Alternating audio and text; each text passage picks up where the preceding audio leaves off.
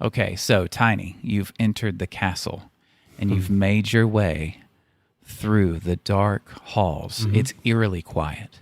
Okay. Eerily quiet.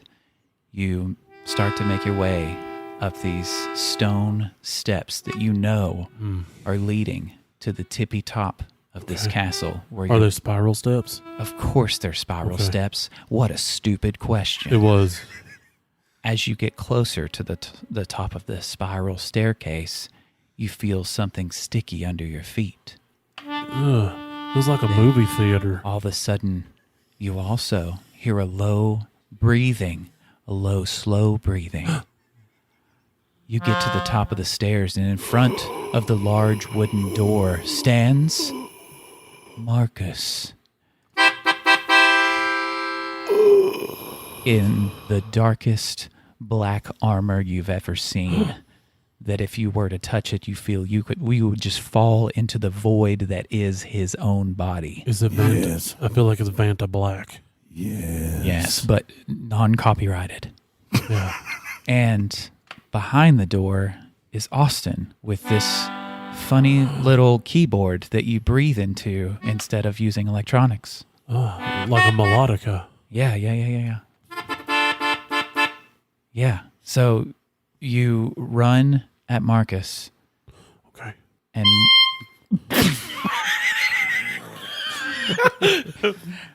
Marcus makes a wise decision and steps aside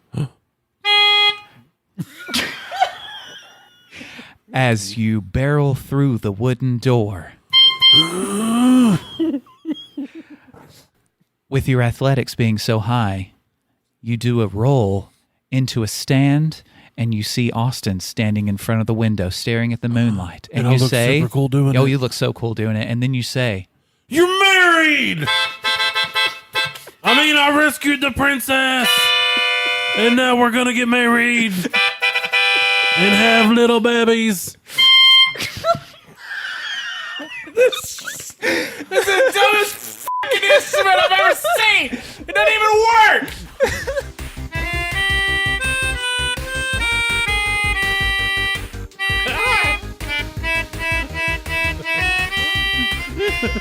Don't stop now. Don't stop now.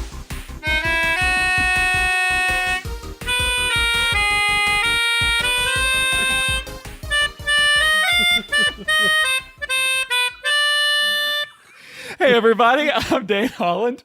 And, I don't even remember what I hear a voice in the distance. I'm Austin Shazam Pfeiffer. And sometimes you gotta cheat it to beat it. I am Marcus, the oil rigger, known as iamELECTRICman. I'm Austin Tiny Zent, and I can smell the taste of wind. Listen as we blow by you softly on Nerd It Through the Grapevine, the podcast where four best friends gather weekly to talk about our favorite parts of past, present, and future nerd culture. We have arrived! And Tiny got a brand new little instrument. It's a little, you blow into it, and it's keyboard, and it's fun, and we can't stop messing with it. That's a melodica. So, Mandalorian Season 3 is coming up soon. Yay! And as we all know, it is one of the best Star Wars things to have ever come out. And it just keeps getting better because they've picked up some new people to add to their cast. One of which is the one and only Christopher Lloyd. You might remember him as Back to the Future man Doc Brown, but he's back in a new and interesting way. It's not been announced exactly what part he's going to be, but there has been some speculation. One person who doesn't understand timelines within Star Wars said, I bet he'll be Darth Plagueis. And it's like, no, because he's already dead by then. Way dead. You dumb. He's so dead. But another person, which is this sounds a little more apt, which I don't even really know who this particular individual he's going to play is. Some of y'all might be able to fill it in. They think he's going to play a dark Jedi from the Thrawn trilogy, a mad scientist and dark Jedi. I'm going to butcher this name, Joris Kabouth. Joris Kabouth. Chicka-bow-wow. Yeah. Boris, go ahead. One more time. Joris, Joruus, Joris. Yeah, that part's easy. Last name C-Baoth. Kabouth. Yeah. He is the clone of a long-gone Jedi and the mentally unstable genius who assisted Grand Admiral Thrawn as a scientific advisor. Thrawn was a strategic mastermind, but he wasn't intimately familiar with the ins and outs of the Force, so he cloned someone who was. This does seem plausible because Ahsoka, as we know, has already appeared in The Mandalorian, and she is chasing down Thrawn at the moment. So it would make sense for maybe another character in the Thrawn kind of story to be showing up in the Mando show, yeah? Well, do you feel like, I mean, because Ahsoka's going to get her own show, correct? Yes, she is. So it's like, I'm sure we're going to get some from there. It's almost like they're building up for something big, for like a big crossover kind of event. Yes. For all Yeah. these shows. And Thrawn will be that central villain that brings all of them together. Yes, That sounds really cool. I mean, me too. That's what I'm saying. Well, yeah, I hope and- that's what they're doing. And in the first couple episodes of the first season, the person who originally paid Din to go retrieve who we now know as Grogu, if you look around at like badges and things that are scattered about, and they reveal it later on, but it was a cloning facility, and they were all cloners. Yes. So Joris, I'm not even going to try to say the last name again. Like I said, is a clone. He was a Force user, not just a Force sensitive, which apparently in the Star Wars universe is very hard to clone someone to be just Force sensitive. It's like 1 in 500,000. And so to make someone who could be a Force user and be proficient at it, It's like catching a shiny on Arceus. Sure. He was created by Palpatine and became the guardian of the Imperial storehouse at Mount Tantus on Wayland. In 9 ABY, Grand Admiral Thrawn discovered the existence of the storehouse and traveled there. He succeeded in recruiting the Dark Jedi to join him in his campaign to destroy the New Republic, promising the Empire would capture Luke Skywalker and Leia Organa Solo and her unborn twins so that he could take them as apprentices. In exchange for making good use of his battle meditation powers, Joris later attempted to lure Luke and Leia to the dark side of the Force as part of a plan to seize the Empire for himself. And this is all EU or This is not canon. This is Right. Extended universe. Yeah. Legends EU. Okay. This is, what they could be possibly leading into. Right. If theories are correct. Sounds like an interesting character to bring in, and if you've already got somebody that's known for being a crazy doctor, Right. why Yeah, not? Why not? Oh, yeah. I just love the idea of him being like a mad Force user. Like that. Yeah. That sounds so Yeah. cool to me. And he's got the look too now. Well, and he would be fun at doing it too, Yeah. so it wouldn't be too dark. I just hate that. I just hate knowing that he's going to be in the season at all, because now you're going to, have these grand speculations when, in all actuality, he could just as easily be just A bartender. or a mechanic. Yeah. Like he could True. be the new love interest of the lady on Tatooine or wherever he goes that always fixes up his vehicle and this and that. I think it'd be fun to just see him play a bad guy because he's Yeah. typically this nice, kind of crazy, just good guy. So I think it'd be kind of cool to see him as the other. Yeah, and I think, no matter who he plays, what are the odds that they have some kind of speeder that looks like the DeLorean?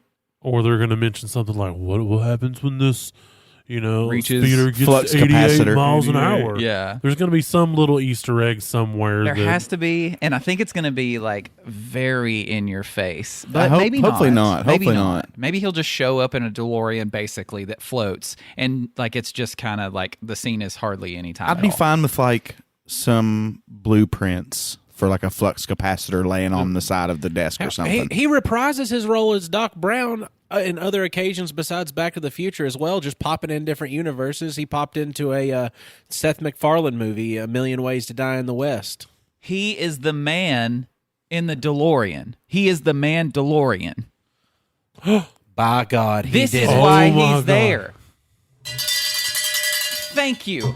Everybody thinks that Din Djarin has been the Mandalorian, but no, it's been him the whole time. Whoa. And he just hasn't been there yet. Would he have DMC on his chest armor? but in like Marty. Sith Yeah, like in Sith runes. or something. In Scythiopian or Scythican, whatever the Sith language is called. Ethiopians. You need to ring that again for Scythiopian. Okay, thank you. Oh, there's a lot of canon going on right now. This is well, good. Scythiopian is not official Star Warsian canon, as a small disclaimer, but it is Grapevine canon. Grapevine canon, yes. So there really hasn't been any like confirmation of who he's going to be playing? There's just confirmation that he's going to be in there, but that's it. The other bits were pure speculation. So they're doing what us nerds do, is they find out a little tidbit of information like an actor, and then they just start throwing shit at the wall, and if something ever sticks, they're like, called it! Yeah. That's my favorite thing. Would be great is if it's just a one-off episode and they've already written it, they've already like filmed everything, but then they saw this theory online and they're like, "Holy shit, we forgot about that character." He was begging us for more to do. Yeah, we got to redo this now. I mean, I feel like if you hire somebody like him, you just ask him like, "Who do you want to play?" Yeah, like, who do you want to play in the Star Wars universe? Because you've probably got some good ideas.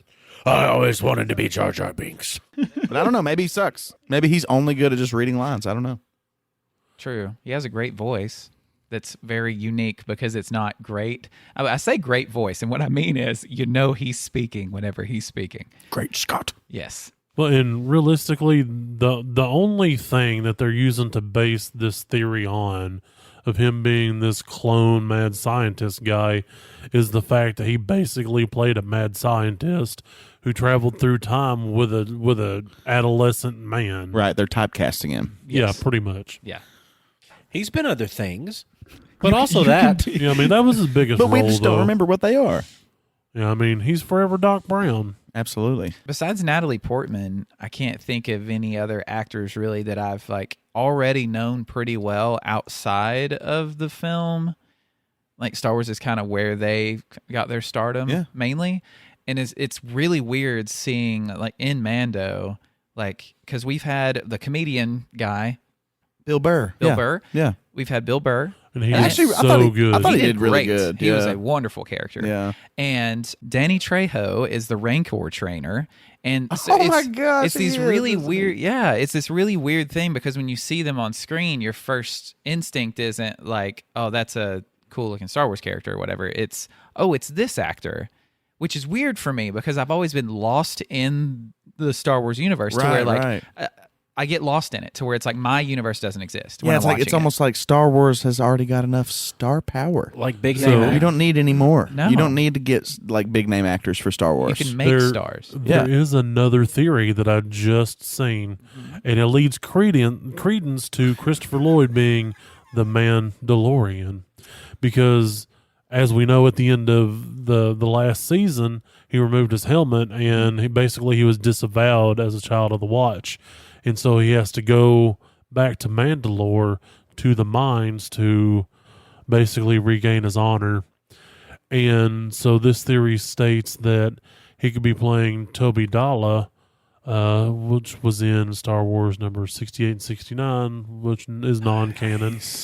That he could actually be a Mandalorian that helps him regain his honor and team up with Boba Fett and do cool Mandalorian things. So you're going to hire him and then stick a helmet on him the whole time now? So now we don't get to see his face? I mean, you'll know his voice. I mean, it's a very iconic voice. He's really old now, so I don't really know. I mean, it would kind of make sense. He would be like almost like one of the elders of the tribe in a way, But I mean, just in real life, like as an actor, I don't know how much he can do anymore because he's a very old man, and being a voice actor would be a good situation for him. Yeah. Like just as a human being.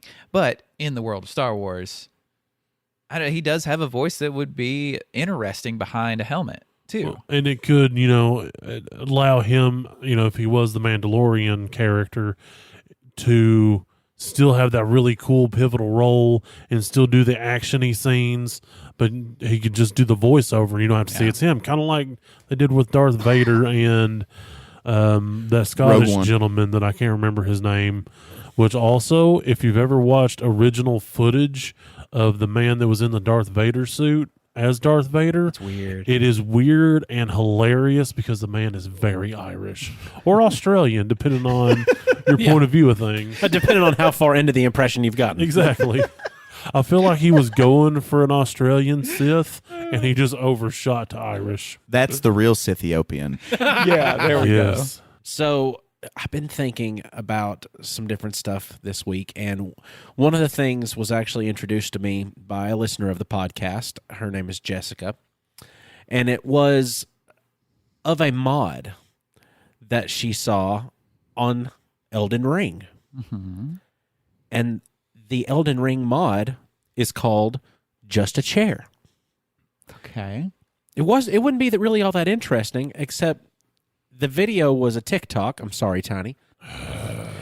That was of a drag queen narrating their trip through Elden Ring as just a chair. And they're not getting screwed with by anything, because in this mod, you're literally just a chair. You're moving around and being inconspicuous, and you're seeing everything going on. Don't mind me. I'm just a little chair. I'm just over here in the corner, just watching you guys beat the shit out of each other. Don't worry about me. I'm just a chair. Can they attack with chair attacks? No. Oh, what kind of powers would a chair have? I have no idea what powers a chair Would would it give have. someone the sits? But I've been seeing. Oh my god! I think that the mods that they're doing on Elden Ring are actually very, very detailed and scary. Sometimes I've seen a Homer Simpson's mod on there, where you are Homer Simpson running around, fighting in Elden Ring. I've seen a mod where somebody has taken the steed that you can summon and turned it into a Tesla truck. So they're literally Cybertruck. They're like on the roof of it, kind of the way that it looks, and they're just buzzing around in the Tesla truck instead of a steed.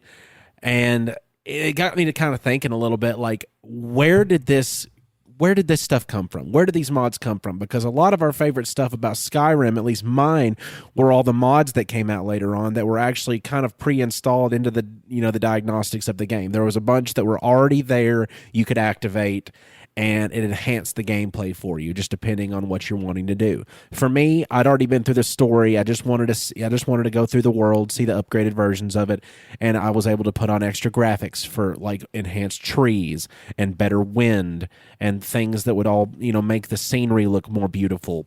Lighted paths. Yeah, along with faster leveling. Capes.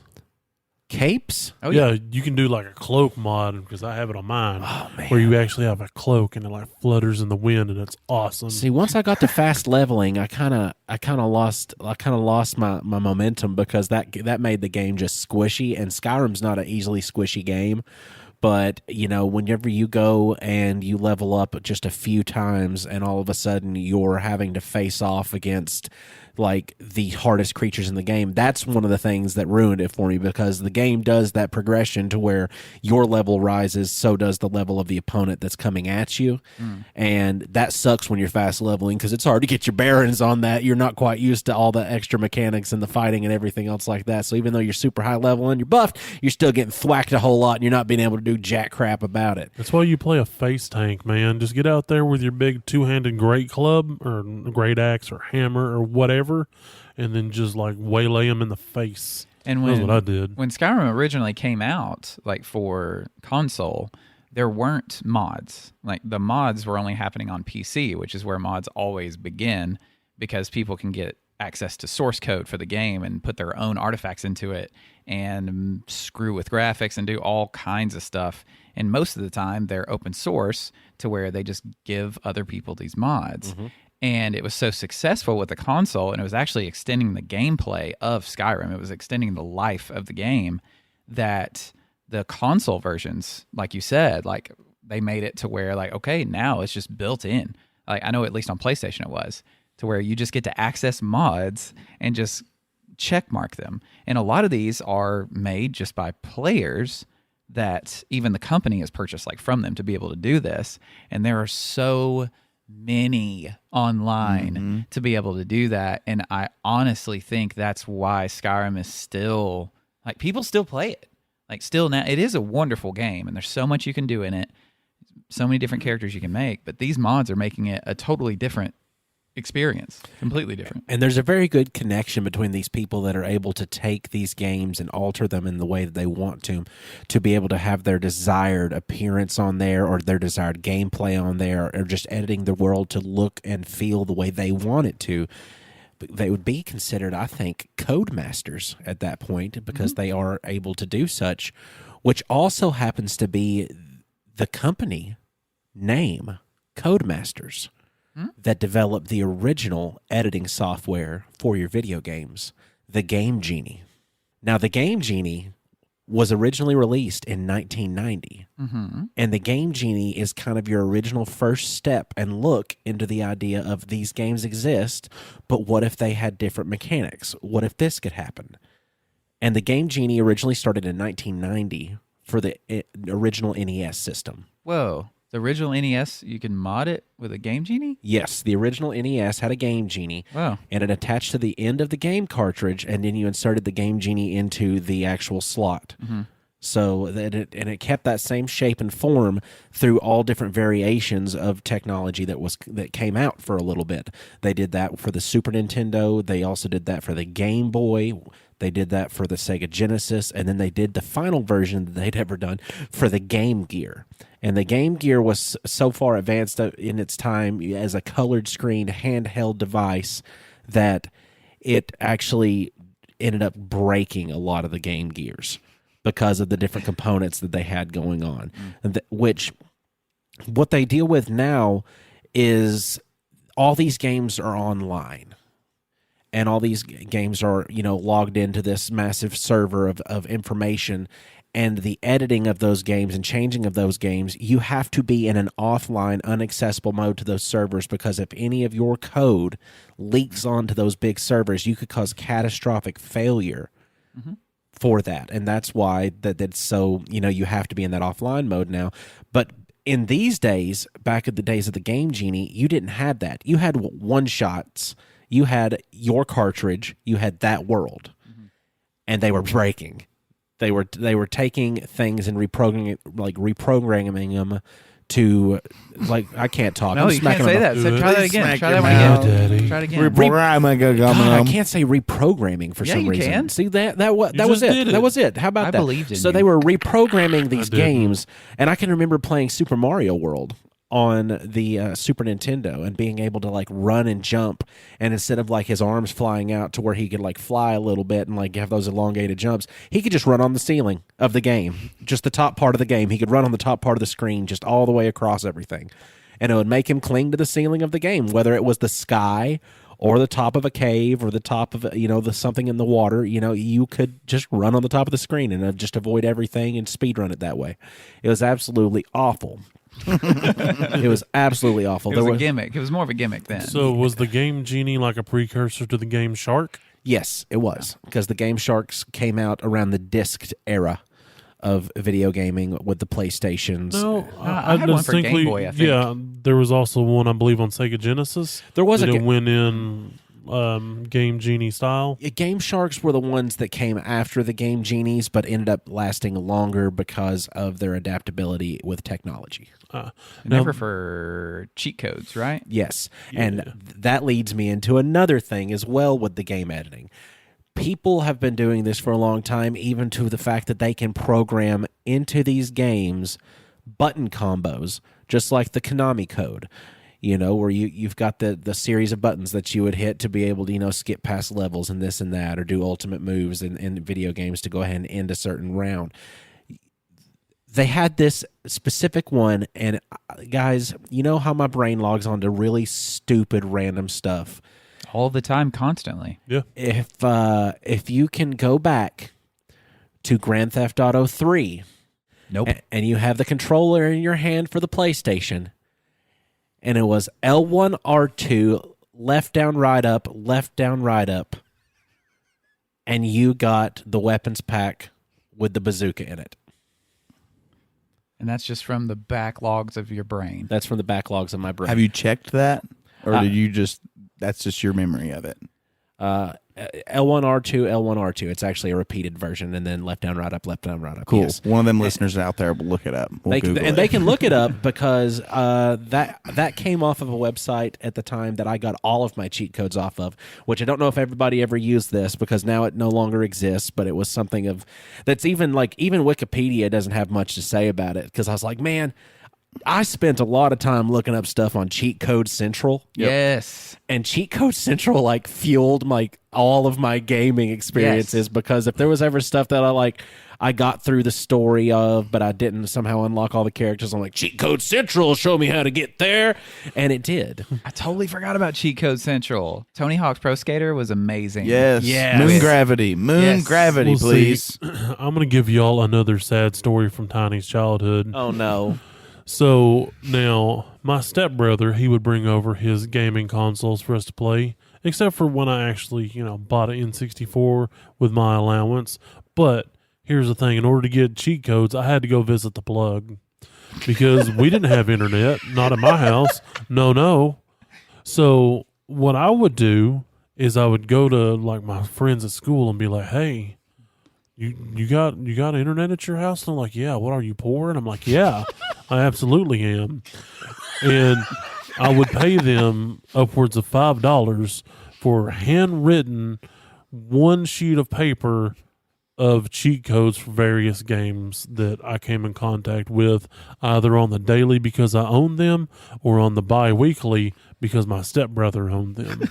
I had a friend, actually my neighbor, whenever I was growing up, when I lived in Sparta, my neighbor right across the road actually sold cheat codes by doing that. Yeah. He had quick enough internet to where he could actually load up all the things on Cheat Code Central, and he would sit there and he would write them down and he would sell them to people that were wanting cheat codes. And when you say quick enough internet, you mean his parents weren't on the phone all the time to where he could have a connection consistently. Hell nah, boy. He had DSL. What? Yes. Dang. He must have got all the girls.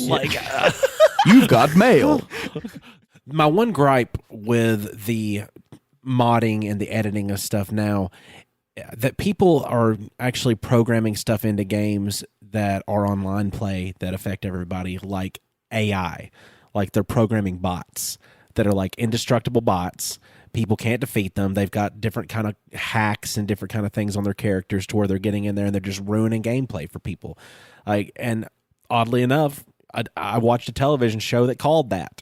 Whenever South Park did their World of Warcraft episode, they had to fight off against this guy that was just this uber nerd, past all of us, just sitting with his, what's it called, carpal tunnel, his carpal tunnel brace on his arm, just programming codes into World of Warcraft just to, make this character unbeatable, and he's going around player killing.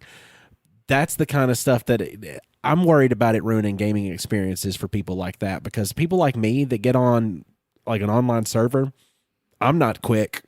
I'm not going to enjoy that. I'm there for PvE. I want to play the game. Yeah. I don't want to play other people because I don't have enough time to be good enough. True.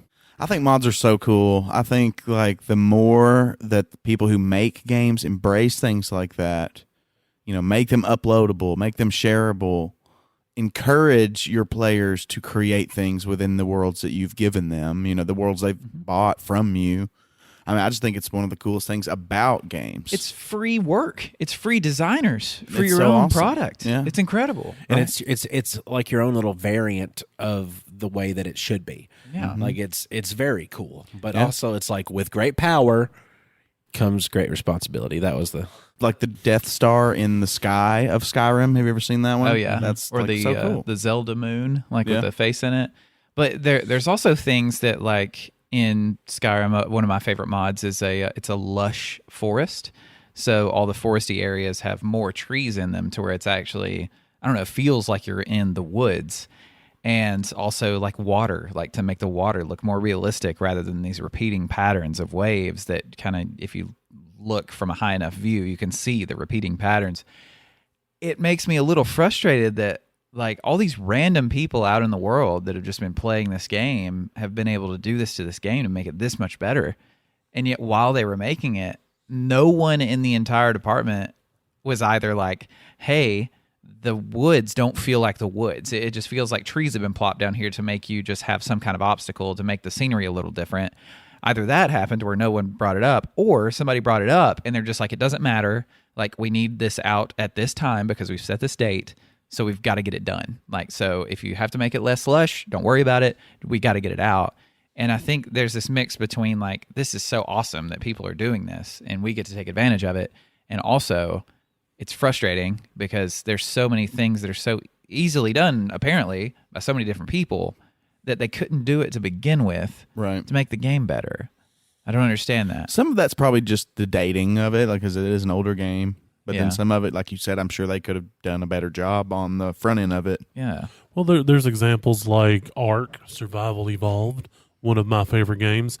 Also, Bethesda, learn how to optimize your stuff, because I shouldn't need almost an entire terabyte to play Ark. But anyway, the map Ragnarok was actually a mod written by somebody who played the game, and Bethesda liked it so much when they saw it that they purchased it from him, and then they're like, not only are we going to buy this map from you and make it a map as a DLC, we're also going to hire you now to join our team. That's awesome. Yeah. So really it's- cool story, and it's one of the best maps in the whole game. It's beautiful, and it's got dragons. It's awesome. See, that's cool to make your own portfolio out of making video games, especially popular video games, better. Like, and being able to see how many people now their vanilla version, because people call it vanilla Skyrim. Yeah. Like whenever you don't have any mods on, which hardly anyone plays it like that anymore. I call it Van Scrim. It's a great Van Scrim. Yeah, it's faster Vanilla and easier Skyrim. to say. Okay. Van Yeah. Scrim. But I don't know if it's easier to say. I don't know, it's more fun. That's harder to hear. Anyway, for a lot of people, they've used mods for so long in the same small set of mods that like their version of vanilla Skyrim is no longer what came out. It's not what Bethesda gave them. It's what these random people gave them, to where they don't even remember what it was originally like. And if you were to take off all those mods, the experience after so long is probably not as enjoyable at all. Faster would say. faster leveling was much more enjoyable once I discovered there was also a mod to unlock chests that had every spell and weapon and armor set in the game. So I no longer had to play the game. I just got to do. It's like Your favorite games are games you don't have to play. yeah, it's just I hopped in the world. I was instantly able to do stuff, and then the problem is though you got to level up your magic, because you can program some of those like uber powerful magic spells into your like categories of what you want to use, but that doesn't mean you're gonna be able to use them. You want to do now once you're able to use them.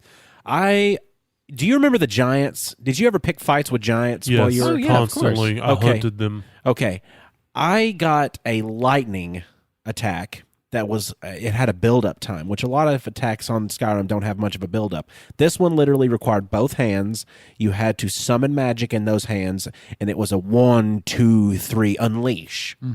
And I remember it hit a giant so hard that it flew off into the distance with lightning just around it, and you just see just the giant just go off flying. And the other giants, they will typically attack you, and they will be, they're like, you've attacked one of them, and if they're going to get you, they just ignored it because it didn't happen. That didn't happen. There was no Hayward. I mean, giants are dum-dums. Has anyone seen Greg? Greg's just flying through the air. Also, I need to correct myself real quick. It's not Please. Bethesda that made Ark. It was Studio Wildcard. So, You idiot. So the mean thing I said to Bethesda, I'm sorry, Bethesda, Don't. but apply that to Ark. So just copy paste. Don't apologize to Bethesda. Don't. Every time you've said their name, we now owe them $10,000. Shit. You're right. We're sorry. This is a $20,000. This is a $20,000 to $40,000 episode here, boys. Also, if you want to sponsor us and give us your Starfield game to test, we're on board, because it's supposedly like Scrim in space.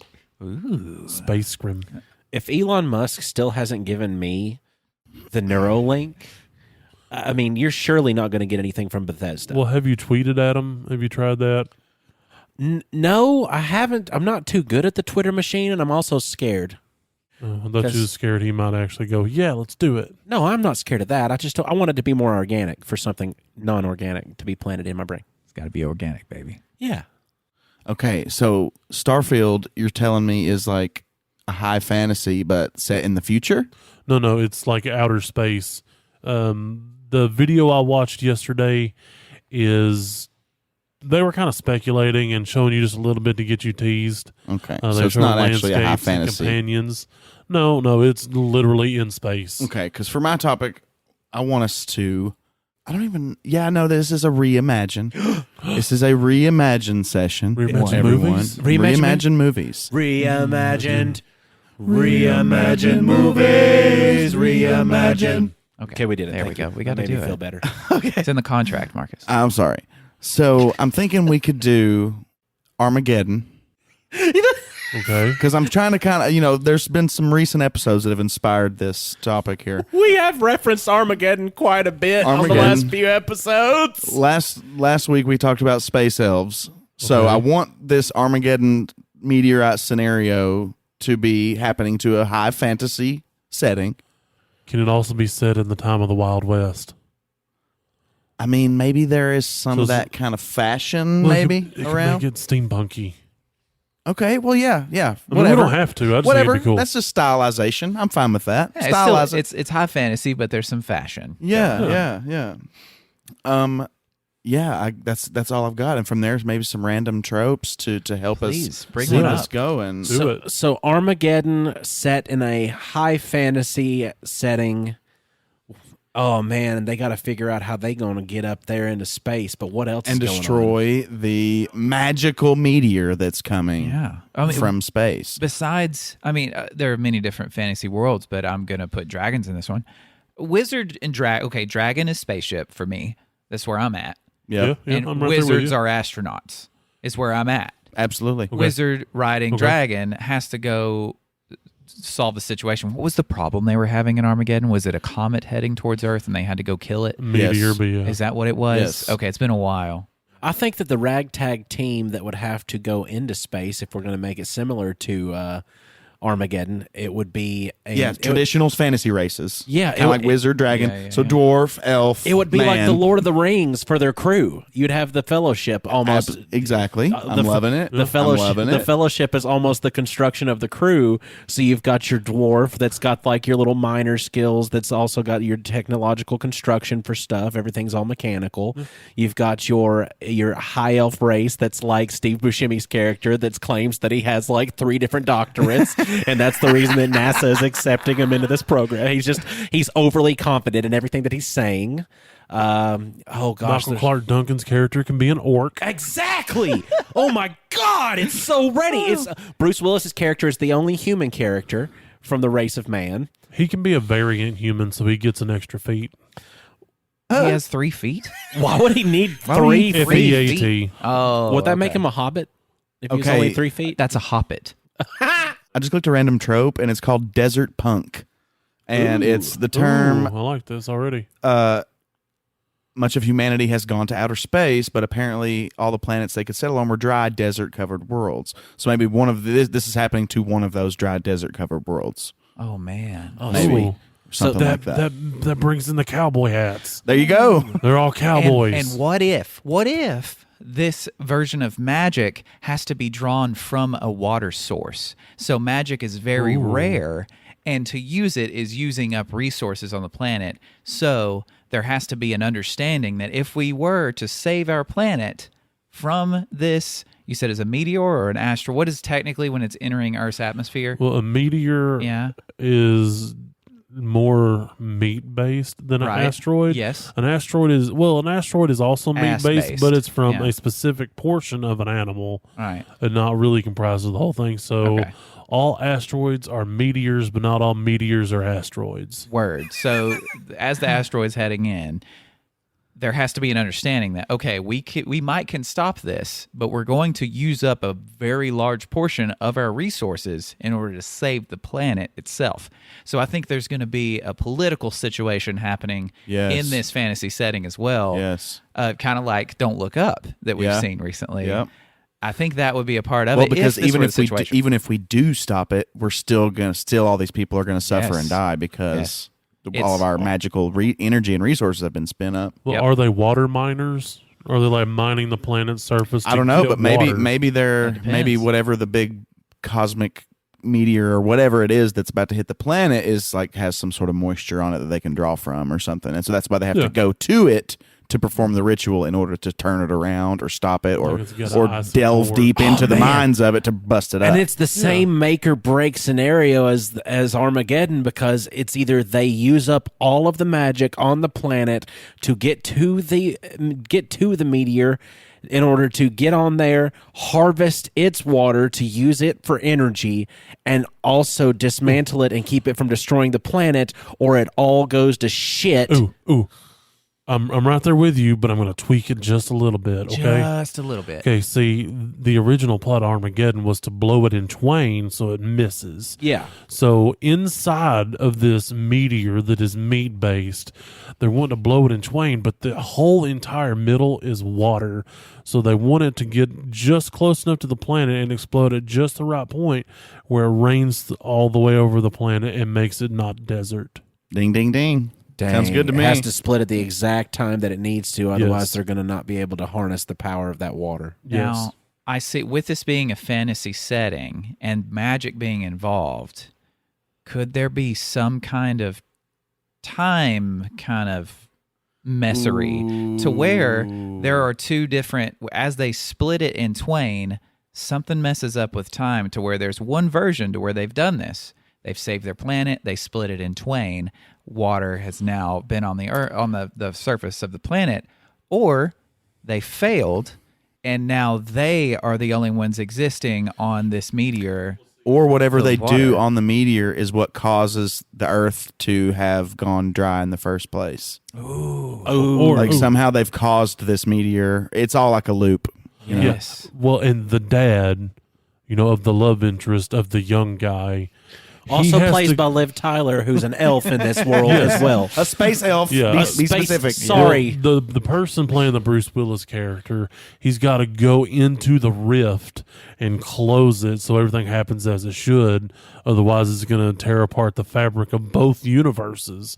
Right. So he has to close the loop, and he grabs, his daughter's love interest and like, you have to go back to her. And he's like, no, I'm going to sacrifice myself. And he's like, don't be stupid. Rips the patch off of his suit, slaps it on his chest, kicks him back in the dragon that brought him there, and he goes through the rift. Everything happens as it should, and he saves the day. And then he goes into ass kicking pose because that was my next trope that I pulled up. Oh my! Absolutely. And I've come up with the perfect human/upgrade for the character that Bruce Willis's character is playing in all of this, and he has to sacrifice himself for the greater good, and it fits the entirety of the entire trope of high fantasy that I've got. He's Gandalf. He is the wise wizard, huh? So that's the fellowship. Can the name of the dragon be called Fellow? So it's like fellowship. Yes. Okay, thanks guys. I'm glad we agree on that. That's good. All right. All aboard. Wow. So That was fantasy desert planet, wizards using water as a source of their magic energy And survival. and survival to stop/use a meteor headed towards the planet that could end all life or save all life. Correct. Wow. That was and bring that was a magic lot. That in was brilliant. perpetuity. I mean- can we do like a bardcore version of I just wanna hold you close and feel Yes. your heart so close to mine. Just stay lost in this moment for all the rest of time. Yeah, yeah, yeah, yeah, yeah, yeah.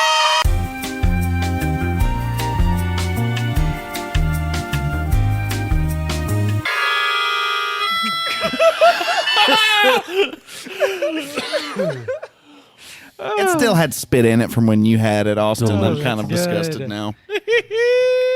All this mention of dragon it's reminded me of a dream that I had that I don't think was a dream at all. I think it was someone reaching out through the Cosmic Grapevine to me in order to ask you all a question so we can answer them at some point. We've helped so far 2, I believe, members across the Grapevine. Orlamog. Yes, Orlamog. And Forgot the other chap's name. yeah, it was an elf, right? Yep, It it was a Tolkienian elf. Yes, it Yeah. was. and they wanted to But be. he didn't want to be a Tolkienian elf anymore. He wanted to be murderous with a big old battle axe. Yeah. But anyway, we've helped 2 so far, and I believe there's another one that needs our help. So, this message is from Thelsamorn, the dragon. Ooh. All Oh, right. we get to help a dragon? Yes. This is awesome. Maybe. Or ruin its life. It's okay. It's a dragon. It depends on how we do this. All right. Dragon voice. Spirits of the... No, a little more throaty, a little more. I got a booming. Yeah, definitely booming. Spirits of the Cosmic Grapevine, hear my voice and know these words, for they require your wisdom to find truth. I must know if I am one of you. Am I a god? There are no living creatures with the means to destroy me. I have lived for suns and moons beyond my own memory. There are as many beings that praise me as there are in constant terror of my sheer existence. My reign has seen no equal and knows no end. And if my feelings are rooted in truth, I must know. How do I, deal with all that pressure, you know? People need me for stuff, but I just want to chill and hang out with all my gold and sweet jewels.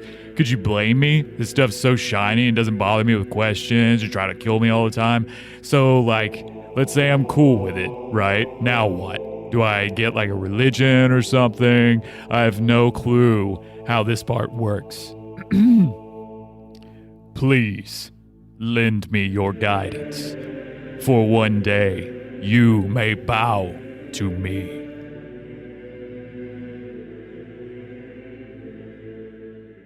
Well, at first blush, I'm not going to bow to you. I'm sorry, but I do feel like you're one of us, because I too have trouble finding people that live up to my stature. I'm 6'5", so pretty much I look down on everyone. I don't mean to, but it's just the way of things. But I have learned that winced in the general store, I don't know what dragons call the Walmart, if a small person comes up to me and goes, "Hey, can you get that for me?" And, why, yes, I can, small one. And so I reach up to the top shelf using my, crazy height, and I grasp the item, and then I hand it to them, and I go on your way, brave one, and then I pat them on the head. So you're a giving God. You're saying in this Yes, I'm very situation they benevolent. need to be benevolent. They need to be very giving Exactly. to them. Also, dragon, you can't be no bitch. Right. You can't just let people walk over you just because you want them to like you. So you're going to have to be true to yourself as well. So if yourself says that you need you time and you just want to be, you have the ability to enforce your own boundaries. Right. I mean, sometimes you just need to spend time with the booty. I mean, it makes sense. There's so much booty there, too, There's so apparently. much, Jewels and gold. Plus, with his infinite wisdom, he could befriend acolytes of particular cultures and kind of influence them with his wisdom and make them into even better peoples. Well, I think you said it. Kind of like we've done with the Backyard Bonanza. Right. Correct. I think you said it when you said cultures because you said the word cult. I think they need a cult. Possibly. See, I'm thinking they get, and you mentioned, Austin, that to where if they need their me time, that's fine. I say barely show yourself at all. If you want to be a god, you're above all that. They don't need to see you. You can fly around and have your shadow maybe appear in certain areas where people aren't doing what you want them to do. But I think you need your cult, and you need 1, maybe 2 people or beings or whatever that you really give all the advice to. And if they happen to skew it on their way, that's fine, as long as no one's bothering you. Because it sounds like you want to fulfill your role as a god, which I totally understand. I'm right there with you. But you also want to be left alone, go away. So have other people do your work for you, and however they do it, as long as it doesn't involve you anymore, that's a win. I think that's really a win. I think the answer is cult. Yeah. Probably. Yeah. Yeah. Or write a book. Ooh, write a book. Yeah. Okay. Write a book. Yeah, and Draconic.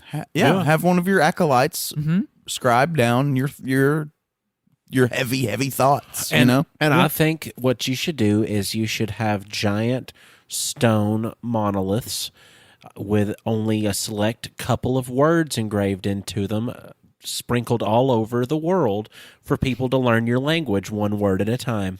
And they can't just say it, though. They have to scream it. Because dragon language is real loud because of the guttural tones. So you'll have to so teach the people your ways and how you want them to be, but only one word at a time.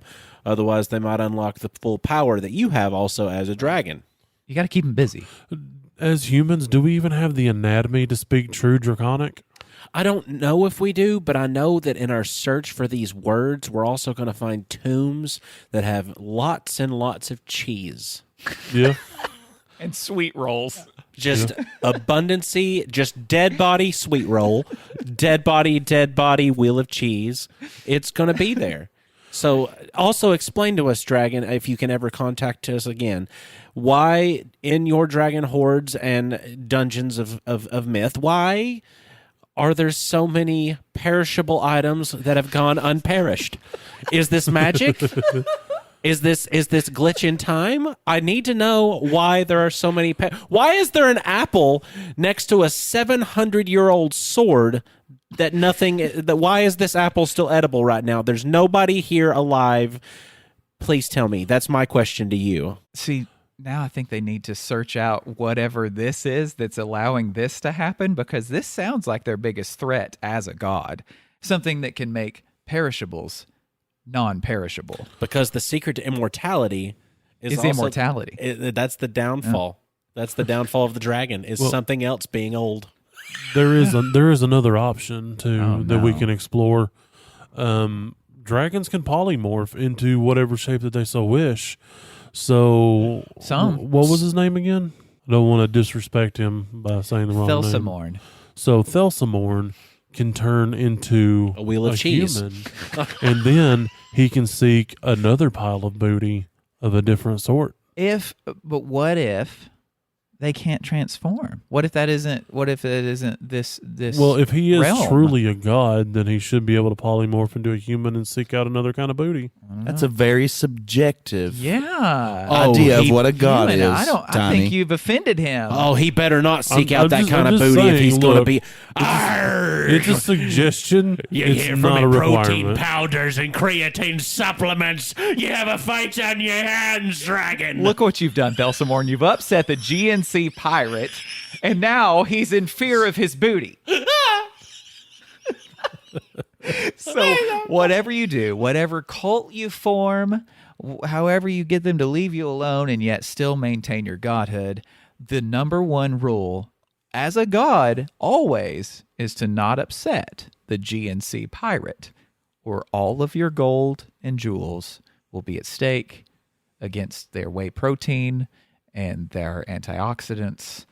Take that, oxidants. Take that. If I were to take me probiotics and put it all over you hard, it would dissolve it in mere minutes and distribute the nutrients equally to your body. You just said. Also, I think you need to. This just came to mind. I think you need to have some kind of pun with scales and judging all of your followers because you're a dragon with scales. I think that would be funny. Arg, you must face the scales. Yeah, I think that's funny. Oh, scales! Like, wait, you've really got the GNC pirate in there on them. Arg. Oh no. Oh, and the GNC pirate might be running wild in your town if you don't listen to more episodes of Nerd It Through the Grapevine. So thank you for listening to this one on Spotify and iTunes and Podcatcher and Castbox and Audible. I don't know. I never remembered them. But wherever you're listening to us, it's great that you're doing it. Please rate us 5 stars wherever that is, especially on iTunes, and give a description of why you love us.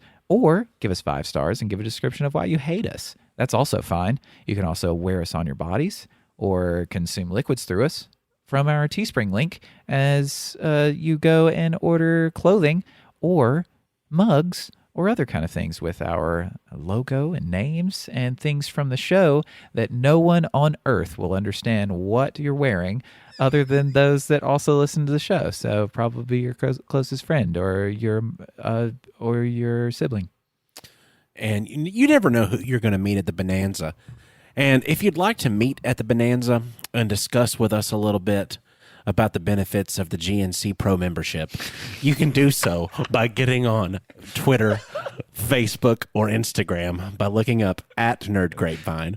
Or if you wanted to donate a little bit to the cause, you can donate a little bit at Best Friends Tiny Ink on Patreon, and you'd get a shiny holographic sticker from Nerded to the Grapevine, our eternal admiration, and you're going to get future material that people don't hear first unless they are one of you, a Patreon subscriber.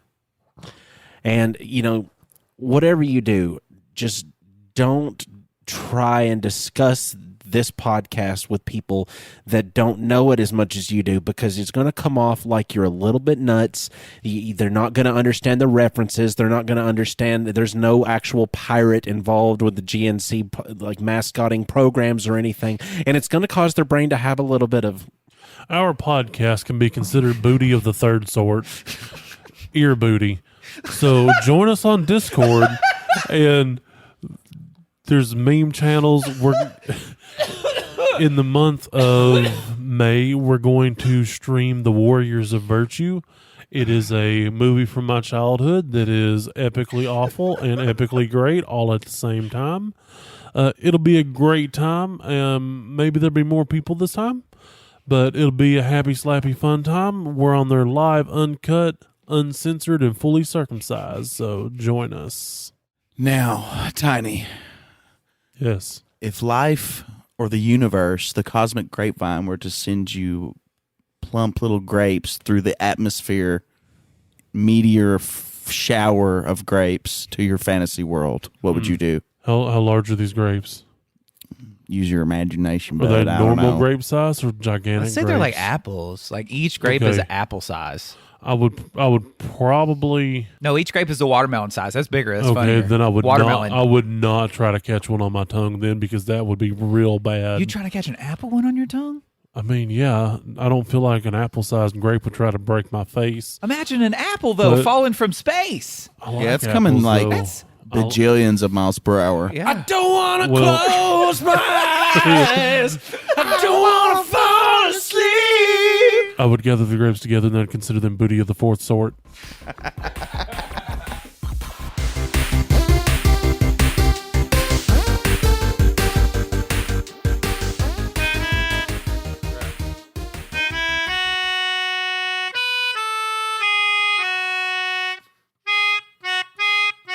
Okay, hold on a second. Started off real strong. It's just not right, though. How was I doing it earlier?